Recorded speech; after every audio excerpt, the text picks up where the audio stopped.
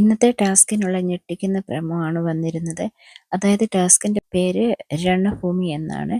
ഏത് വിധേനയും ശത്രുക്കളിൽ നിന്ന് രക്ഷപ്പെടുത്തണം, തങ്ങളുടെ സാമ്രാജ്യത്തെ പടുത്തുയർത്തുക എന്നുള്ളതാണ്.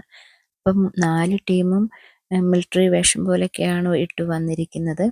അതിൽ ഓരോ ടീം ഓരോരുത്തരുമായിട്ടാണ് നേരിടുന്നത്. അതായത് ഡെൻ ടീം നെസ്റ്റ് ടീമിനെ നേരിടണം, അതുപോലെ ടണൽ പവർ ടീമിനെ നേരിടുക എന്നുള്ളതാണ്. ഇവിടെ ടണലാണ് ഇപ്പം ഏറ്റവും മുൻപന്തിയിൽ നിൽക്കുന്നത് കേട്ടോ. അപ്പം രണ്ടാമത് പവർ ടീം, മൂന്നാമത് നെസ്റ്റ്, ഏറ്റവും ലാസ്റ്റിലാണ് ഡെൻ ടീം വന്നിരിക്കുന്നത്.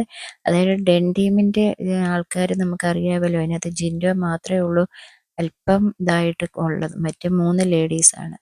അപ്പോൾ ഇപ്പം ഏറ്റവും ലാസ്റ്റ് വന്നിരിക്കുന്നത് ഡെൻ ടീമാണ്.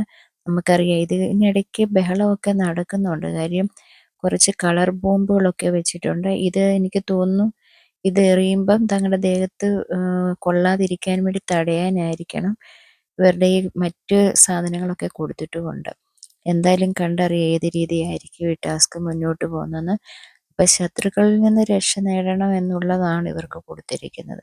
അപ്പം എന്തായാലും നേരത്തെയുള്ള ടാസ്ക് പോലെ വലിയ അടിപിടിയൊന്നും നടക്കാനുള്ള ചാൻസ് ഇല്ല. നമുക്ക് കണ്ടറിയാം ഏത് രീതിയായിരിക്കും മുന്നോട്ട് വരുന്നതെന്നുള്ളത്.